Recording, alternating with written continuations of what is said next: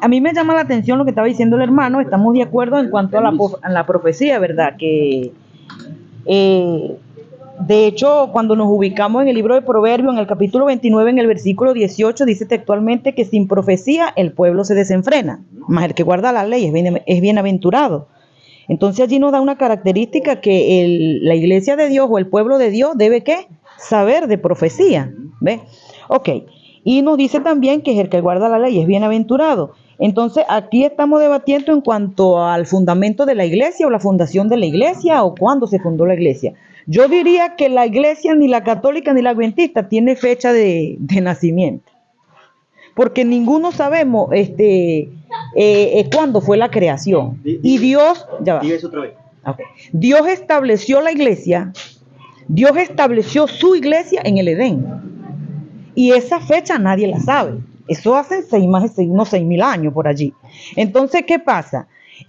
Aquí lo que estamos dialogando es con respecto a la fundación de la iglesia. Es verdad, el movimiento adventista nació en 1844 y el catolicismo, usted dice que salió en el primer siglo después de los apóstoles. Estamos de acuerdo. ¿Qué pasa?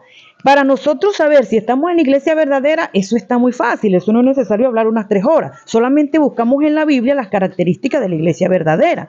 Y la Biblia no nos dice a nosotros, es la adventista, es la pentecostés, es la católica. Ella nos da las características, ¿sí? Con respecto a lo que estaba diciendo el hermano, que usted tiene razón cuando le dice a él o lo corrige, que Jesús de una vez fue al cielo. Bueno, Jesús fue a los 40 días, es que fue al cielo, ¿sí? Él resucitó y se le apareció a muchos y dijo que eso no está en discusión ahorita, pero sabemos que fue a los 40 días, que fue al cielo. Ok, lo que el hermano estaba explicando, y tal vez se le pasó, fue que cuando leemos allí en Hebreo, dice que Jesús entró al santuario, y el santuario era calco y copia de lo que estaba en el antiguo Israel, del tabernáculo. Y cuando estudiamos el tabernáculo o el santuario, vemos que tenía muchos departamentos. Lo que el hermano se le pasó por alto explicar era que Jesús, por supuesto que el tabernáculo o el santuario está en el cielo, porque así lo dice la Biblia. El hermano lo que se le pasó a explicar fue que pasó del lugar santo al lugar santísimo. Y eso es lo que ocurrió en el 1844. Ok, entonces estamos de acuerdo con la postura suya que a los 40 días fue al cielo y con la postura suya que en 1844 fue que pasó del lugar santo, estaba en el cielo y pasó del lugar santo al lugar santísimo.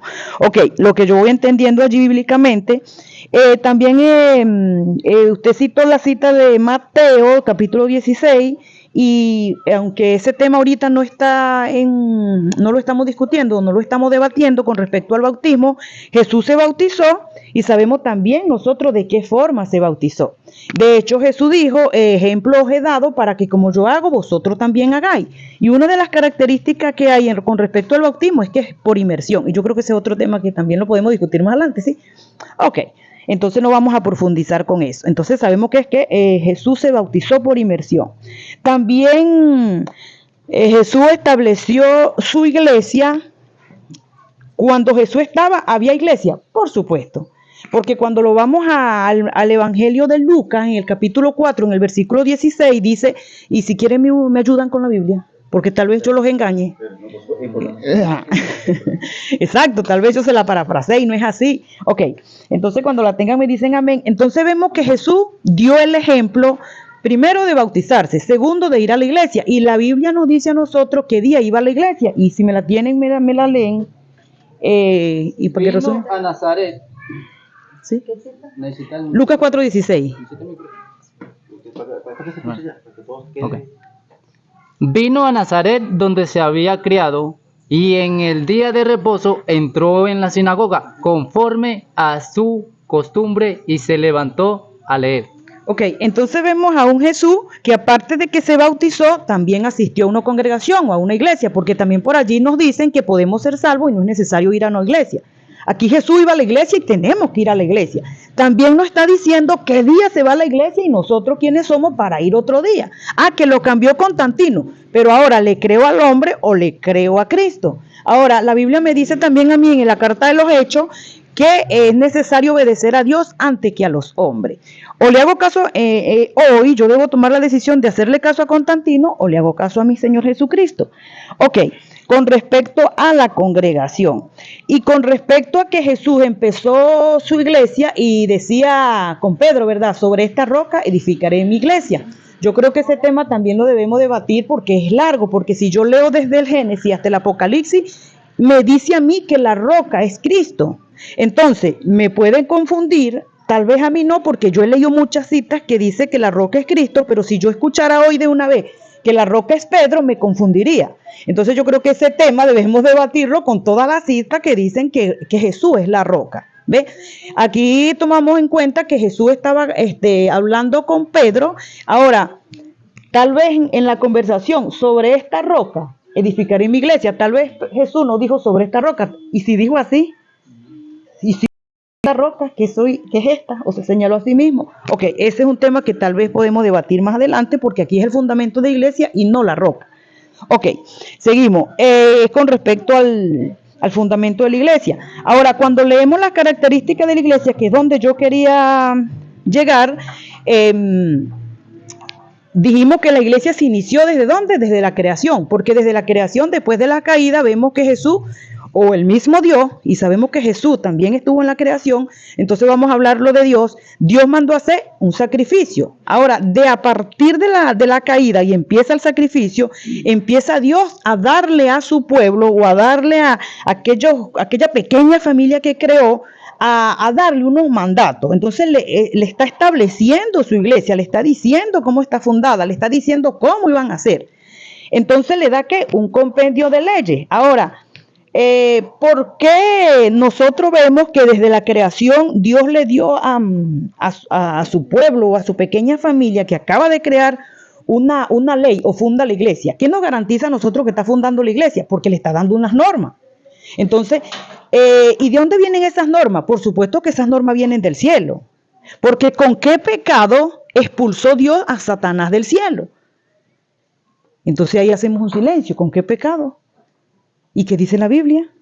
10º mandamiento, no codiciarás. ¿Qué hizo Satanás? Codició el trono de Dios, fue echado y ahora opera acá, y por eso es que Apocalipsis dice, ay de los moradores de la tierra, porque Satanás ha descendido a ellos. Entonces, ¿qué pasa? Por Satanás infringir uno de sus mandamientos, fue echado del Edén, o fue echado de allá del paraíso.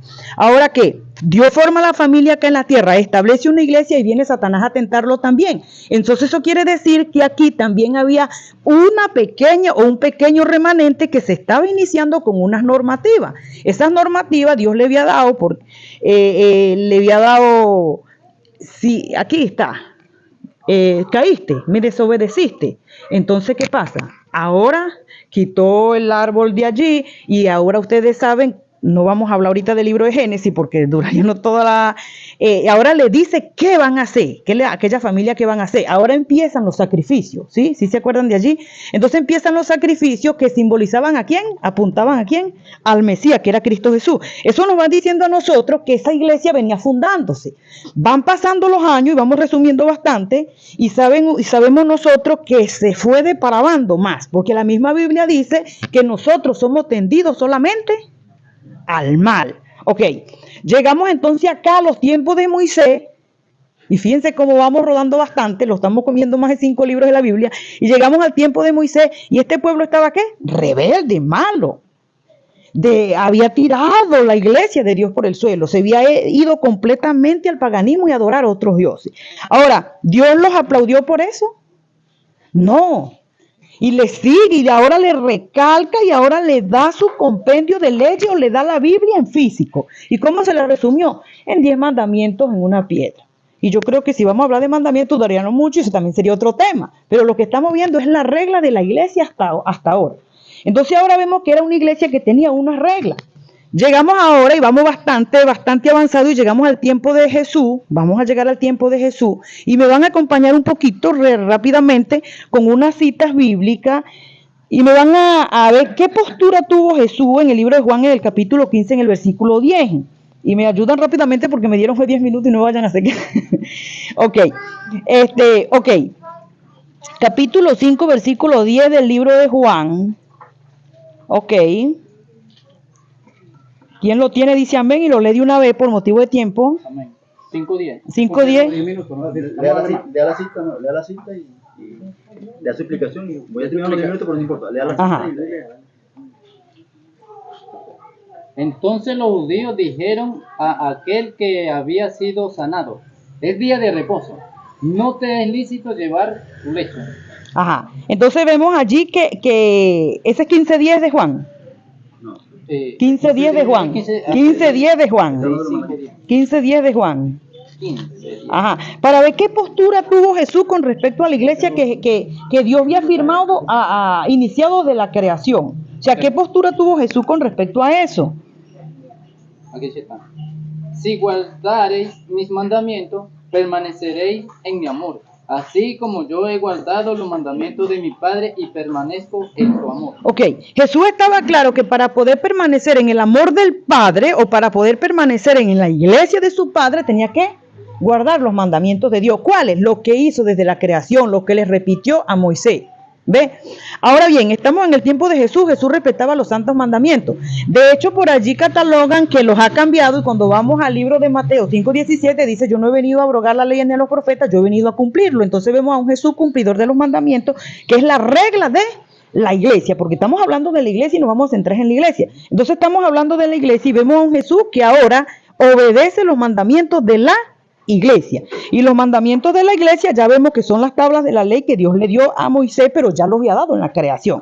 Ahora bien, Ya combinó los 10 minutos. Entonces ya que diera la parte para que explicáramos. Ahorita va a haber un pequeño receso, el resto no dura mucho, que va a usar para cuando hablemos del sábado. Permítame para una explicación rapidito. no, yo estoy hablando de la iglesia de Dios en la Biblia sin nombre. Porque si usted la busca ahí católica, no la va a encontrar, y si la busca adventista, tampoco. Yo quiero llegar es a la característica de la iglesia. Pero, exacto. Correcto. Ahorita va a dar todas las citas que tengo. Ok. Entonces, va a dar todas las citas que usted va a dar. Porque si la buscamos todas. No, de hecho tenemos el tiempo. Nombró 2 características, o quizás hasta 3 características. Una, la iglesia católica guarda el domingo como día del Señor, y la iglesia adventista el 7º día. Eso lo vamos a hablar. La postura de la iglesia es que existen capítulos y versículos donde es el domingo, donde es el primer día. Y usted va a dar la postura. Esa sería la característica. La otra característica que usted me nombró es el bautismo por inmersión. También podemos dar la postura de que también hay bautismo por aspersión. Eso es la postura dentro de la iglesia católica. Y la otra que usted dio fue si la roca era Pedro o no era Pedro, quién era Cristo. Eso también. Esto se llama responder con doctrina. Si la doctrina católica enseña algo que no está aquí, entonces eso no es la iglesia de Cristo. Pero ojo, si la iglesia adventista está enseñando algo que posiblemente esté saliendo fuera de contexto en un tiempo, en una nueva alianza, exacto, o fuera de la Biblia, posiblemente también está cayendo en un error doctrinal. Entonces, esa tampoco sería la iglesia de Jesucristo. Entonces, la característica es, la iglesia tiene que mostrar la doctrina que enseñó Jesucristo para decir, esta es la iglesia de Jesucristo. Eso es lo que vamos ahorita a hablar. Oye, entonces, me gustaría que ahorita cuando empecemos, nos vamos directo con el día que usted dijo, es importante el día del Señor, es verdad. No, es importante, queda claro, sí, pero, bíblicamente las características. Sí, pero el Señor debe aplaudir el día en que se reúne. Claro, eso nos lleva a eso, pero es necesario. Sí, por eso. Entonces, si la iglesia... hablamos de que usted lo nombró también, porque y la Biblia misma también lo dice que hasta en los postreros días habrá correcto. Ahí estoy de acuerdo. Entonces, ¿qué quiero decir esto? Que el Señor tiene que aplaudir a la iglesia que se reúne el 7º día. Esta iglesia está en sintonía con el mandamiento del Señor. Otras que no se estén reuniendo, entonces estarían desobedeciendo el mandamiento. Entonces, otras iglesias serían falsas y esta sería la verdadera. Entonces, eso es lo que ahorita vamos a hablar. Vamos a hablar ahorita sobre el sábado y el domingo. Concluimos este episodio y después vamos al otro. Fuerte el aplauso al Señor Jesucristo, al Rey de Reyes.